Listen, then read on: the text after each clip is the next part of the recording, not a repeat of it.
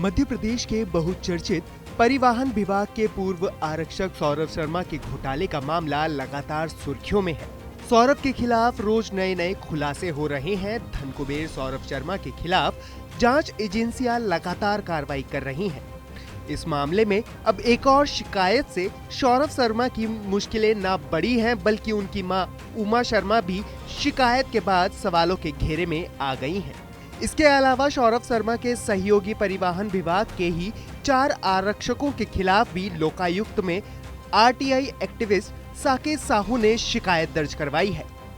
साकेत साहू ने अपनी शिकायत में सौरभ शर्मा की नियुक्ति को फर्जी करार देते हुए उनकी मां के द्वारा सौरभ शर्मा की नियुक्ति पर दिए गए एफिडेविट पर प्रश्न चिन्ह लगा दिए हैं।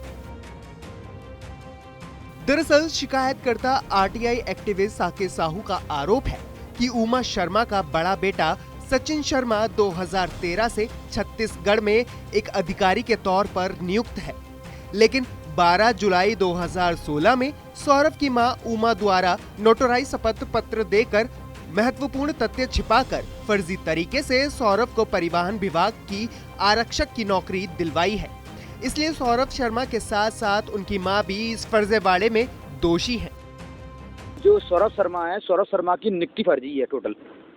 उस फर्जी नियुक्ति के संबंध में हमने एसपी साहब को आवेदन दिया है लोकायुक्त को कि इस मामले में जांच की जाए और मुकदमा कायम किया जाए। सौरभ शर्मा की नियुक्ति इसलिए फर्जी है तो सौरभ शर्मा की मां जो उमा शर्मा है, जो उनके द्वारा 12 जुलाई 2016 को एक एफिडेविट दिया गया था। उस एफिडेविट में ये लिखा है कि उनका बड़ा पुत्र सचिन शर्मा शासकीय सेवा में नहीं है, और जबकि वास्तविक स्थिति ये है कि छत्तीसगढ़ राज्य के रायपुर जिले में जो सचिन शर्मा है, सौरभ शर्मा का बड़ा भाई, डिप्टी डायरेक्टर के पद पर है, पदस्थ है वहाँ पर, और दिनांक 4/9/2013 को वो नौकरी में आ चुका था। ये उसका सबूत है। उसके अलावा भी और अन्य आरक्षक उनकी भी शिकायत आपको? हाँ, एक तो हमने नियुक्ति संबंधी शिकायत आवेदन दिया है।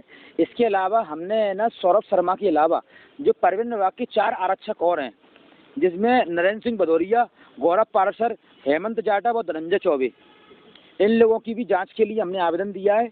और इसमें हमने पूरा उल्लेख किया है कि कौन आरक्षक किस भाजपा का और कांग्रेस का करीबी है, दिग्गज नेताओं के करीबी हैं, और ये इसकी जांच की जाए। तो वहीं शिकायत मिलने पर लोकायुक्त पुलिस आरक्षक ने साकेत साहू के निवेदन को लोकायुक्त भोपाल द्वारा की जा रही सौरभ शर्मा के खिलाफ जांच में शामिल किए जाने की बात कही है। ये श्री संकेत साहू जी ने अभी एक आवेदन दिया है और एक आवेदन इन्होंने दूसरा भी दिया है। इन दोनों आवेदनों में जो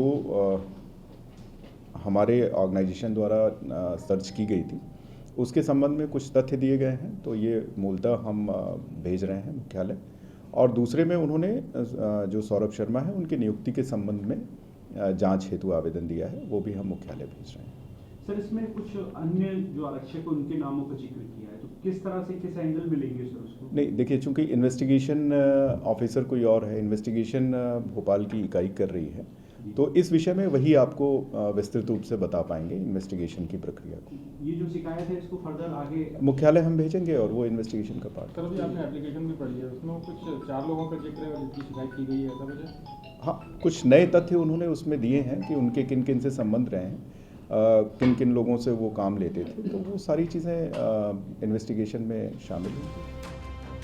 कुल मिलाकर साकेत साहू ने लोकायुक्त से लेकर प्रदेश के मुख्यमंत्री डॉक्टर मोहन यादव, पुलिस महानिदेशक सहित ग्वालियर एसपी से भी इस पूरे मामले की शिकायत की है। बहरहाल आगे आने वाले दिनों में अगर इस मामले में निष्पक्ष जांच कर कार्रवाई की जाती है तो सौरभ शर्मा और उनकी मां उमा शर्मा के अलावा उनके आरटीओ के 4 साथियों की भी परेशानियां बढ़ सकती हैं। ग्वालियर से धर्मेंद्र शर्मा की रिपोर्ट।